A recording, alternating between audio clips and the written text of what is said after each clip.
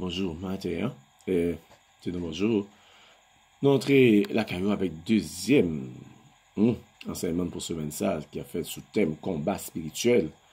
Nous entrons avec la caillou avec 170e numéro non sous thème combat spirituel. Nous n'avons pas abordé la bataille de la pensée.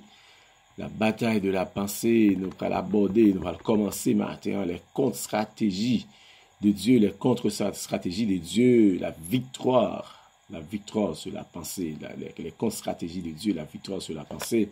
En fait, frère, nous sommes en contre-stratégie, en fait, suite à sa relève stratégie, les stratégies de Satan, les stratégies de Satan, et nous fait suite avec ça, nous avons abordé déjà avant les stratégies de Satan, nous avons plusieurs stratégies.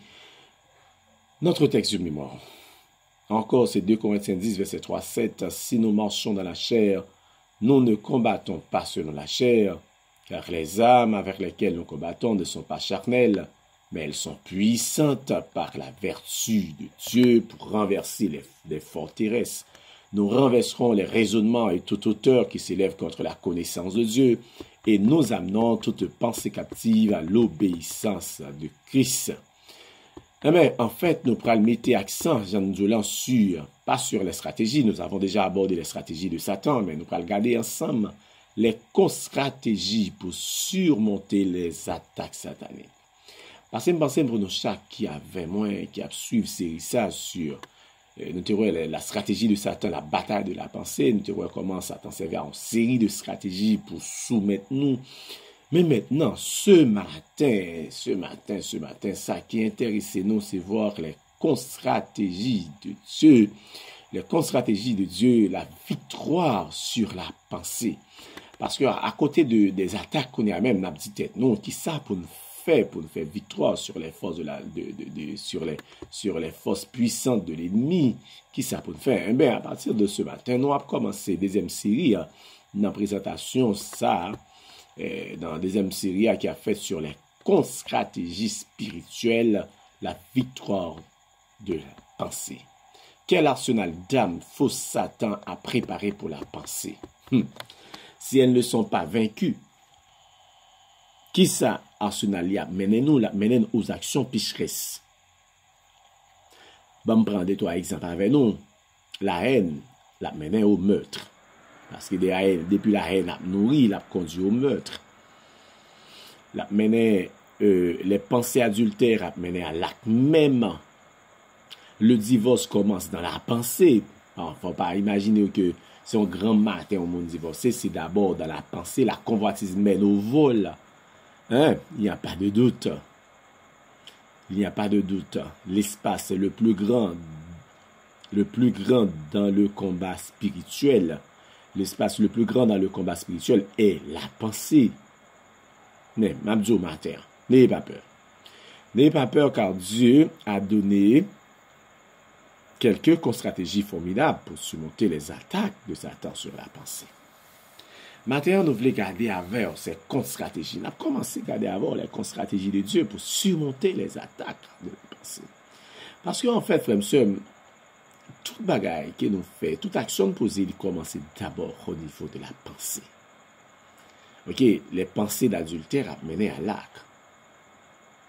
Le divorce commence au niveau de la pensée, la convoitise a mené au vol. Mais maintenant, c'est important de voir comment nous sommes capables de renverser, nous sommes capables de surmonter ces stratégies.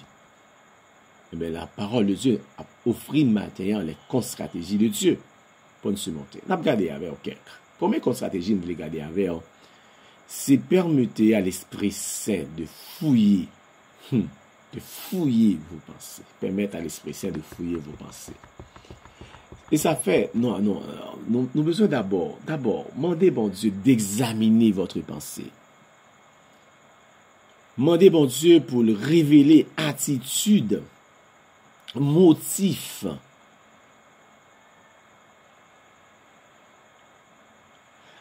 Les attitudes, les motifs et les mauvaises idées que l'ennemi a insérées dans votre pensée. Demandez bon Dieu pour l'examiner pensée.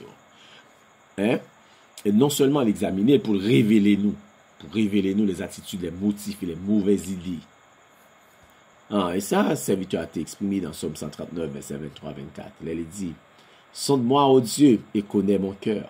Éprouve-moi, et connais mes pensées. Regarde si je suis sur une mauvaise voie, et conduis-moi sur la voie de l'éternité. C'est à droit, prier de matin, demander bon Dieu pour regarder si nous sommes sur une mauvaise voie. Demander bon Dieu pour sonder nos pensées, pour le conduire sur la voie de l'éternité.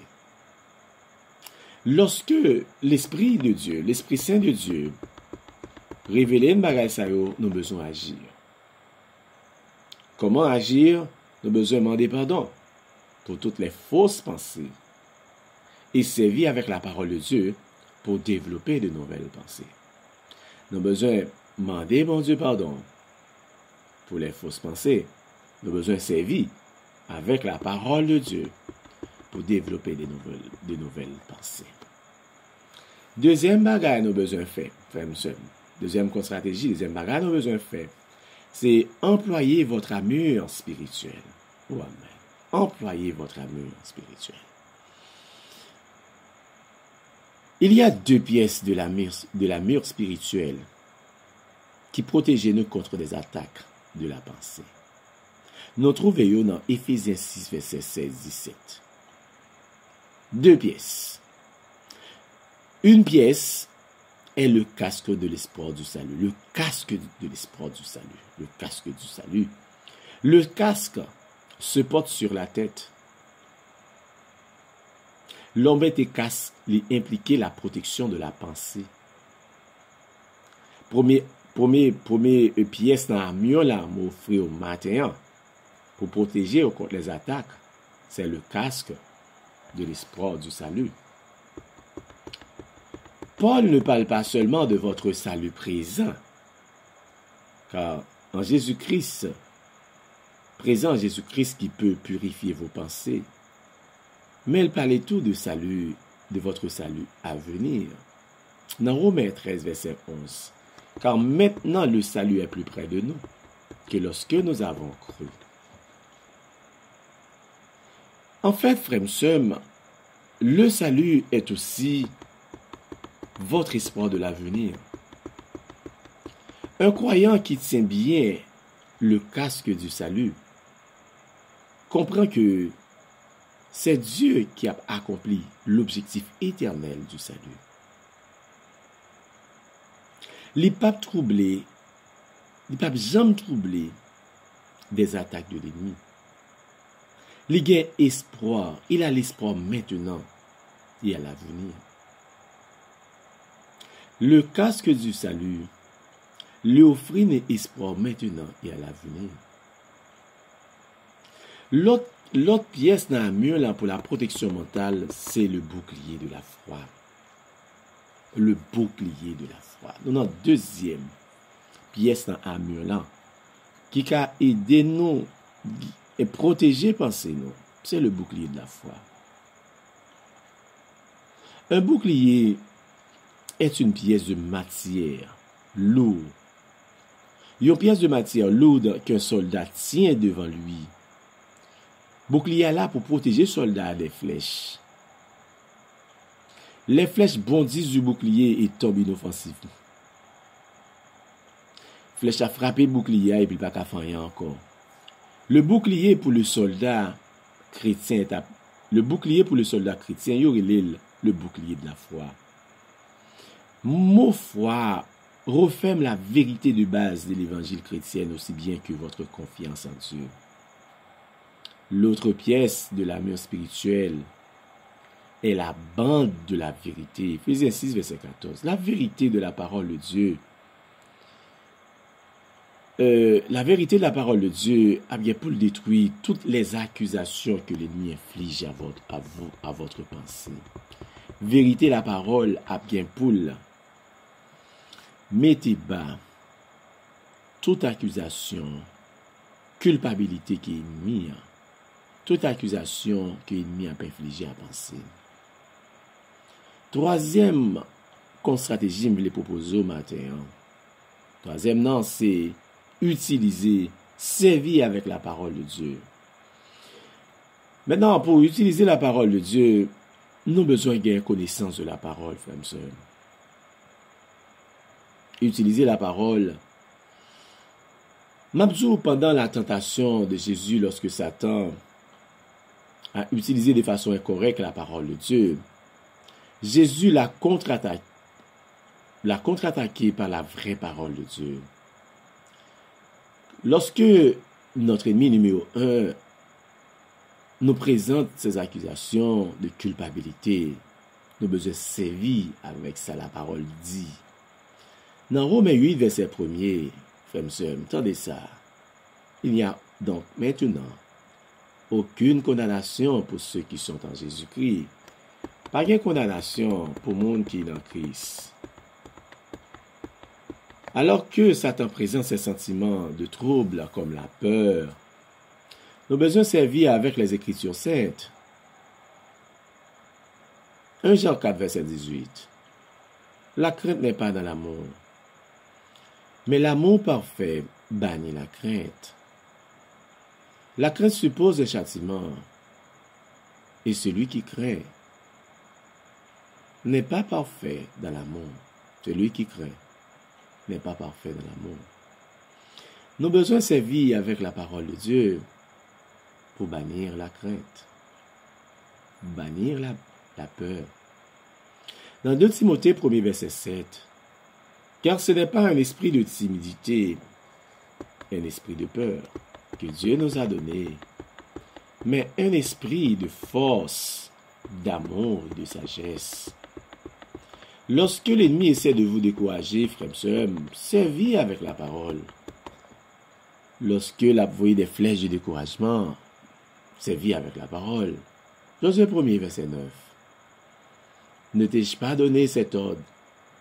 Fortifie-toi et prends courage.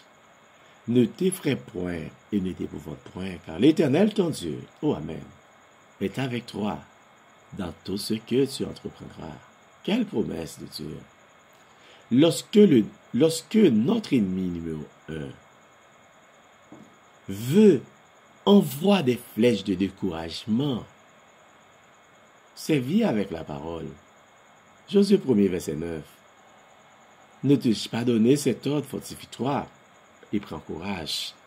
Ne t'effraie point et ne t'épouvante point, car l'Éternel, ton Dieu, est avec toi dans tout ce que tu entreprendras. 1 Jean 1er, verset 9. Quand Satan amène un esprit de culpabilité fausse à vos pensées, il faut se rappeler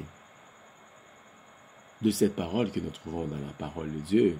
Si nous confessons nos péchés, il est fidèle et juste pour nous les pardonner et pour nous purifier de toute iniquité.